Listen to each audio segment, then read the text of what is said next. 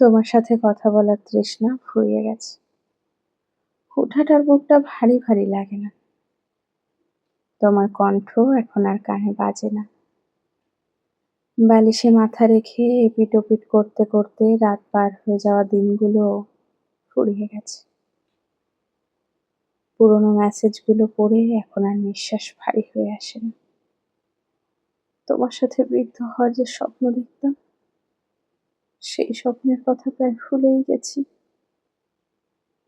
হঠাৎ যদি মনে পড়েও যায়, সাথে এটাও মনে পড়ে তুমি এখন অন্য কারো।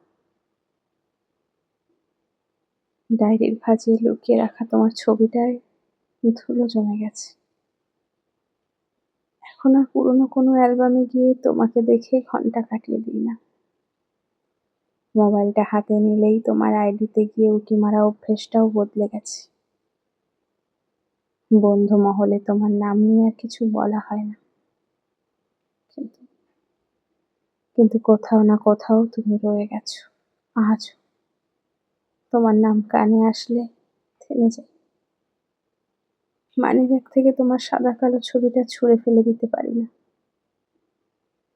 তোমার দেওয়া উপহারের সেই হাতঘড়িটা নষ্ট হয়ে গেছে, অপ্রয়োজনীয়, জানার পরেও সাজিয়ে রাখা।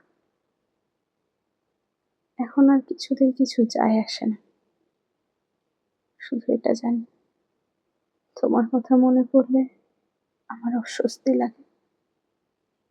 কারণ জানি না, শুধু জানি আমার কষ্ট হয়। জানি একদিন আমিও তোমাকে ভুলে যাব, কিন্তু সেই একদিন কোন দিন জানি না।